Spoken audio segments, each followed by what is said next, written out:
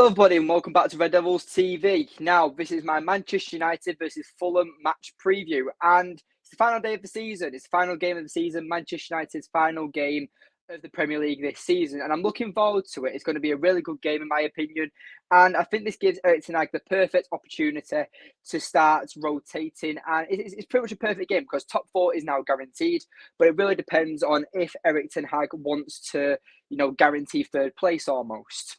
Well, anyway, but for me, this is the perfect opportunity for fringe players, maybe even youngsters, to actually have an opportunity and shine and maybe put themselves in the shop window for opportunities, maybe for a possible transfer, maybe for a possible loan spell, or maybe to actually impress Erik ten Hag for next season. So for me, I personally feel like that with this season, first of all, it's gone absolutely brilliant, in my opinion. But for me, I also feel like that Old Trafford goodbyes. Now, this is also an opportunity for players who aren't going to be here next season, the likes of Wout Weghorst, Anthony Martial, possibly Harry Maguire, Scott McTominay, maybe even David De Gea if their new contract isn't signed. So for me, I personally feel like that it's a perfect opportunity for massive rotation. Now, I don't know who Erik ten Hag is going to go for, but that's evident. And obviously, I'm not a fortune teller. But for me, I've got a team here that I personally feel like Erik ten Hag should go with, a team that I think he might go for. Well, anyway, let's talk about Fulham because Fulham are the big team that we are playing. And first of all, I just want to give massive credit to Fulham because Fulham have been absolutely exceptional this season. And for me, I put them as my underrated team of the season. I'm going to do a video reviewing the Premier League later next week, so stay tuned for that. Maybe I'll do a live stream, maybe I'll do a normal video, but I might do a live stream, so obviously I can interact with the comments. Well, anyway, with this game, obviously Fulham are a decent side. Like I said, for me, they're a very underrated side, and considering that they have only just been promoted as well, I personally feel like that people put them down for relegation. I'm one of them. I personally feel like that they would be in contention for relegation because Fulham was seen as a yo-yo type team where obviously they go up, they go down, they go up, they go down. And for me, Fulham have proven a lot of people wrong this season. But anyway, let's talk about how Marco Silva sets up his tactics with Fulham. So Fulham traditional formation is a 4-2-3-1 formation, which is kind of becoming the most popular formation in world football. Obviously, it seems that teams are now starting to pull away from the 4-3-3 and starting to use this 4-2-3-1 formation, especially away from home. And United, we've used it all season with Erik ten Hag. Obviously, you've got teams like Fulham who use it, teams like Brighton, Tottenham, all these sides that use them. So for me, it's a very standard and easy formation, and you can get the best out of teams as well with this formation. But anyway, with Fulham, they obviously play a mid block, so it's not a low block where they're constantly in their half, but they try and go toe to toe with you, but aren't relentless and ruthless in the attack. They do set up for the counter attack, but they are very patient, and everything for me is reliant on Palhinha. Now, Palhinha as well, people forget, he's only just come into the Premier League this season and absolutely lit it up on fire. For me, he's probably one of the best one-on-one defenders in the midfield in the Premier League. And he's an exceptional player. And no doubt he will definitely move on in the next few years to a bigger club. But for me, Palhinha and Mitrovic are the biggest stars in Fulham's team. And they're definitely going to be the biggest threat for Manchester United. Now, obviously, I could be saying obviously I've just said something with that United might rotate. Fulham might do the same. Fulham might put out some of their fringe players out just to give them a bit of game time because obviously they're nowhere near relegation, but maybe they kind of want to finish as high as possible in the table. But anyway, with Mitrovic and Palhinha, they for me are the key players for Fulham in this game. And with Mitrovic, I mean, he scored 27 goals all season in 28 games. And obviously, he had his ban from the Manchester United game in the FA Cup. So with Mitrovic, he scored 27 goals this season. And that's very good. And he's very dominant in the air. He's a very physical striker. And for me, Mitrovic he was doubted upon this season. I mean, he scored 40 odd goals in the Championship last season. And so many people said, yeah, but can he do it in the Premier League? But he's proven that this season. He's getting 27 goals in all competitions this season. And obviously, the Fulham aren't in Europe. So this would be Premier League and domestic competitions. Mitrovic has done very, very well. And I'm not going to say Mitrovic. Would I take Mitrovic at United? Because obviously, I personally would like a much more high profile type striker. But if Mitrovic was offered to me, I wouldn't say no. He's a lot better than what we currently have. And he's a very underrated and underappreciated player, in my opinion, especially in the Premier League. So many fans criticise him. So many fans say he's way too slow. He's faster than Wout Weghorst, and Wout Weghorst is a Manchester United striker. That's all I've got to say about that. So for me, I personally feel like that Mitrovic is very underrated. But anyway, if you're new to the video, or if you're new to the channel, should I say, make sure you subscribe and leave a like on the stream. It really helps us out. And obviously, we're just trying to grow and go bigger and better. But anyway, let's just carry on with the stream. And where is it? So yeah, predicted 11. There we go. So for me, Manchester United's predicted, for my predicted 11 for Manchester United is going to be David De Gea. I do think he does play David De Gea. And then my back four would consist of Diogo Dalot, Raphael Varane, Harry Maguire, and Tyrell Malacia. Now, Harry Maguire, obviously, the captain of Manchester United. I do feel like he plays the last game. Obviously, give Lindelof a little bit of a rest. I'm not dropping Lindelof in the slightest.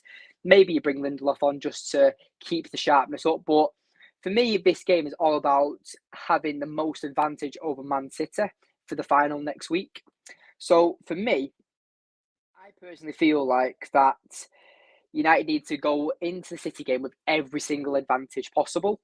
And doing so, you rest players in this game because it's been proven that Erik ten Hag, he chooses the best 11 what's available to him every single game. He's hardly rotated all season. And when he has done, he's then had to be forced to bring players on who are the higher quality players. I mean, look at the FA Cup game when we were losing to West Ham.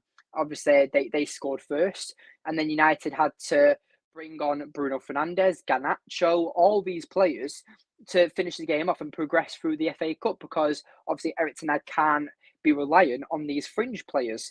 And this is where Manchester United's rotation side of things, for our bench, really needs to be increased in strength.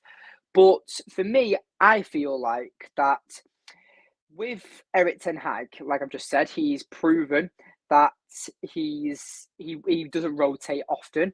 And when he does, it's only 2 or 3 players. He never heavily rotates. So that's why I've kind of consisted in my predicted 11 of this video. And I feel like that Harry Maguire is going to come in. Tyrell Malacia. I mean, Luke Shaw went off with a possible injury at half-time against Chelsea, so no doubt Erik ten Hag won't risk him getting injured anymore. Lindelof is due a rest. He has been playing relentless for the last few games now, and he's been absolutely brilliant. But yeah, I think this is an opportunity for Harry Maguire. I mean, Raphael Varane, maybe he comes off and you bring on Lindelof. Maybe Magaluf returns. I'm not too sure. But I feel like Erik ten Hag needs to be careful, especially with the final next week. Antony has also been ruled out for the rest of the season. He's been ruled out for a couple of months now. So the estimated time that Antony's out for is 8 to 10 weeks because of an ankle injury. And Ajax have also said that, from the stats that I've looked at, that Antony also has an occurring ankle problem throughout the season. So, you know, it's not the worst because Antony has hardly been injured this season. But for him to be out for the last two games is a bit of a blow. And for me, I say that Antony, whether you like him or not, I personally feel like he's a very decent player.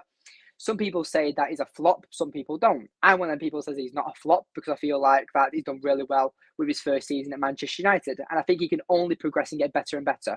I think the only 3 things Antony needs to work on is his decision-making, his playmaking ability, and his shooting. That's literally it, because pace-wise and running defenders, he's very good at it. And apart from everything else, I personally feel like that Antony is kind of like a diamond in the rough. But you're getting to the point now where you've heated the rock up enough. The diamond shine is starting to come through.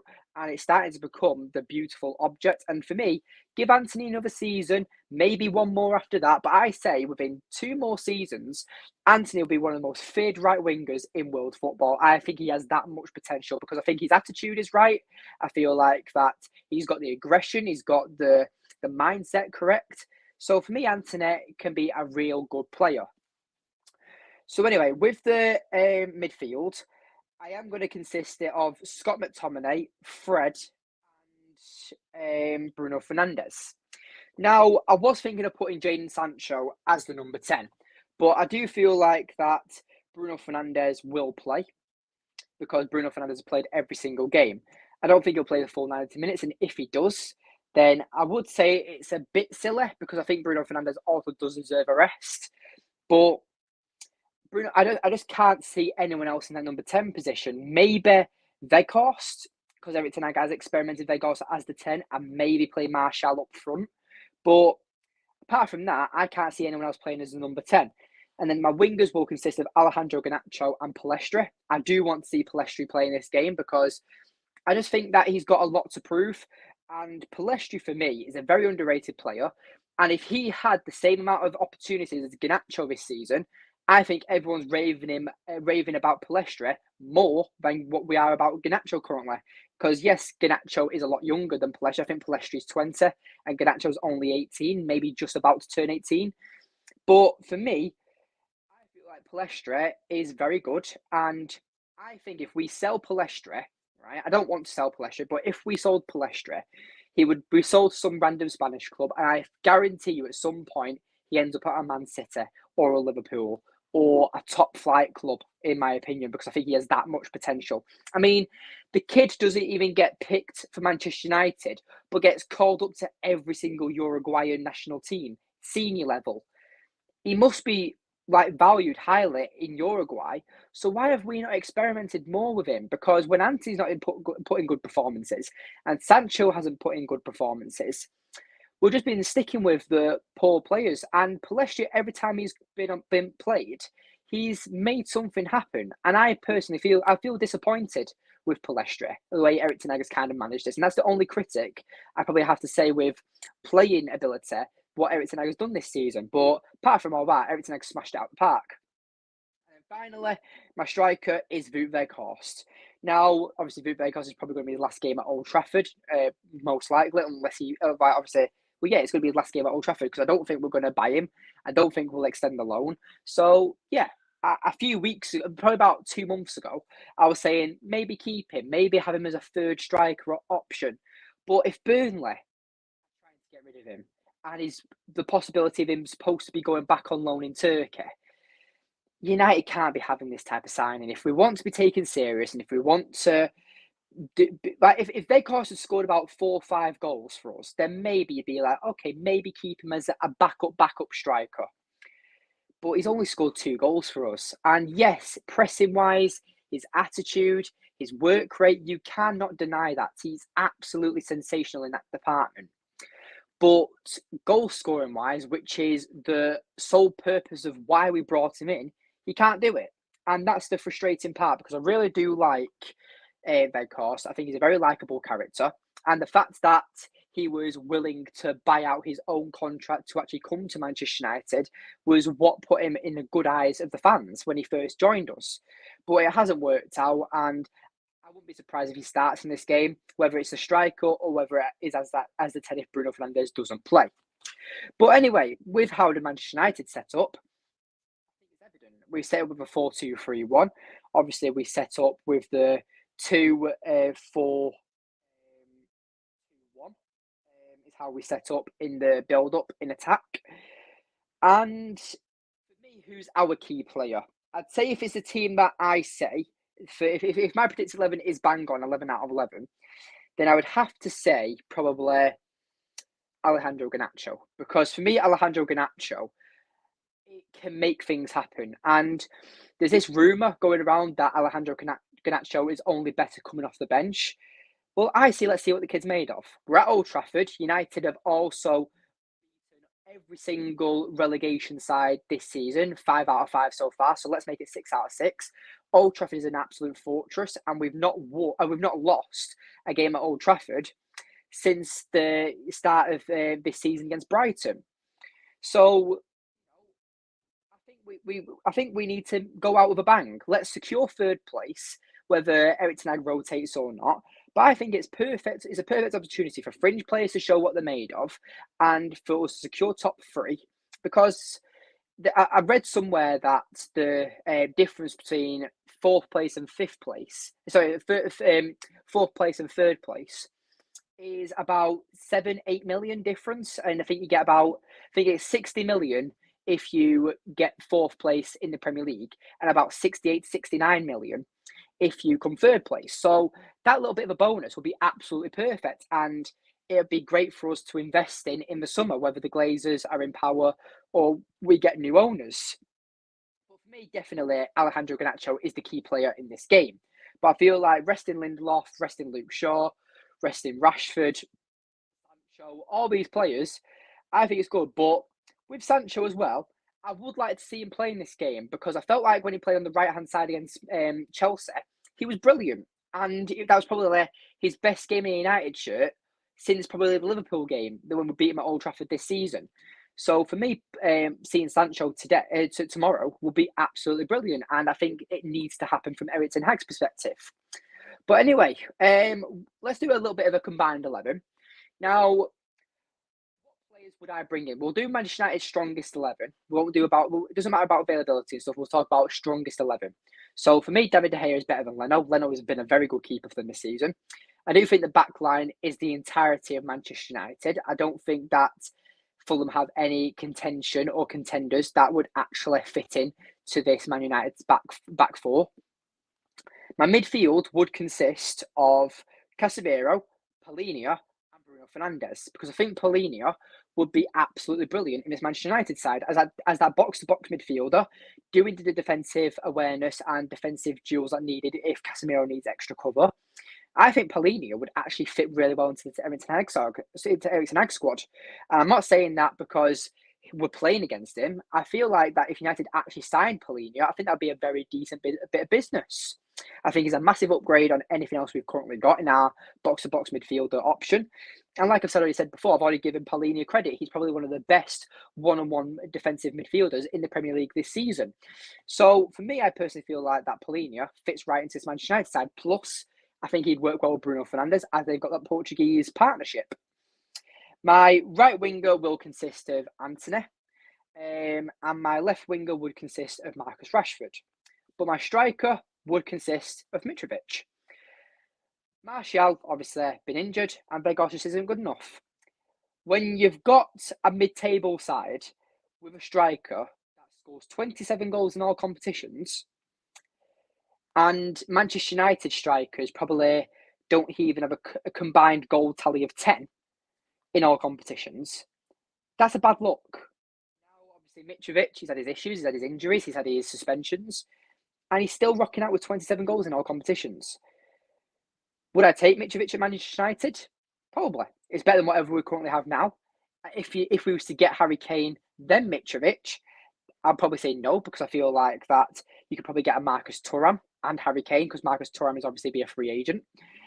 But Mitrovic, if he was available and Harry Kane was ruled out, Victor Osimhen was ruled out, Vlahovic, Muneni, whatever he's called, from Frankfurt, I'd take Mitrovic in a heartbeat. I think he's proven that he can score goals in the Premier League when he gets a service.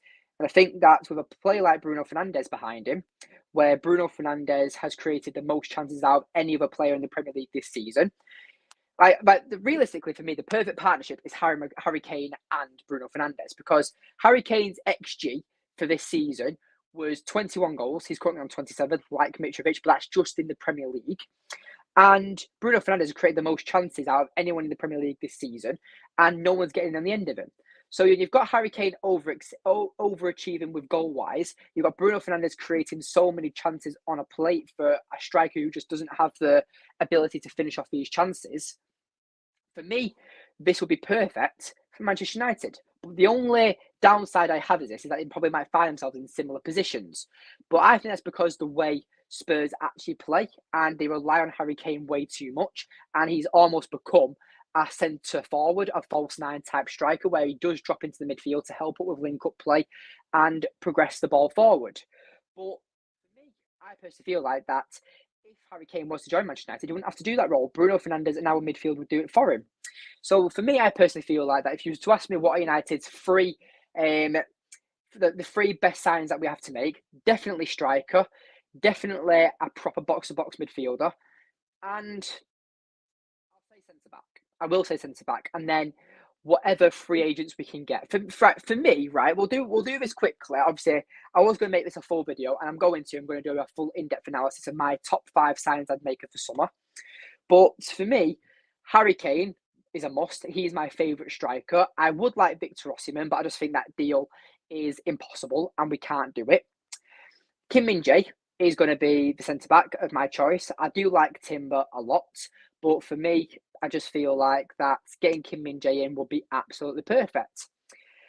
Midfielder, I will have to say, I'm trying to think, to be honest, who would be my ideal midfielder? Ideally, I'd go for Declan Rice or a Polina or a Caicedo. Someone like that who can drive the ball forward but is very good defensively and is very physical. And then my backups, my other 2 signings would be Marcus Thuram, a free agent striker or a cheap alternative striker who can come in and know that he's there for the rotation unless we keep Martial, and Martial is that backup striker. And then I would sign Rabiot. Rabiot is a free agent. I feel like that he'd bring a lot to our midfield. I think he'd bring a lot to our team. We've dealt with worse players and worse agents, and people moaning about his mum, the wages he demand and stuff. I personally feel like that if Rabiot can see the vision that Erik ten Hag has, he'll be all for it. And obviously, Juventus have already said they're not going to sign him on a new contract. I don't really see a queue of clubs actually lining up for Rabiot, and maybe that's because of the money issues. Maybe that's because they don't value him as a good player. But from what I've seen of him, when I've seen Juventus play a few times in the Champions League this season, and when I've watched the occasional Serie A game against AC Milan or Napoli against Juventus, Rabiot's impressed me. And I feel like he's impressed me because Paul Pogba's been out. Paul Pogba was obviously Juventus' star player this season. He's been ridiculed with injuries this season. So Rabiot has stepped up and done really well, in my opinion. And I feel like I move at Old Trafford, I wouldn't say no, because I feel like that United need to find and prioritise these signings and abuse the possible free agents. Marco Asensio is another one, and I'm going to do a video on Marco Asensio tomorrow. On Monday, because obviously we've got the match preview, we've got the match reaction for tomorrow. But Marcus Asensio, another free agent, that's absolutely brilliant that would be absolutely brilliant for Manchester United. And statistically, he's better than Antony this season. So I might even do that. I might do a comparison video to Asensio and Antony and see where that goes. But anyway, if you've enjoyed this video, thank you for watching. The comments have been a bit quiet today. So anyway, whoever's watched, thank you for watching. I really appreciate it. But anyway, thank you for watching, and I'll see you all very, very soon. But anyway, make sure you subscribe if you're new, leave a like, and yeah, thank you for watching, and I'll see you very, very soon. But yeah, goodbye, and have a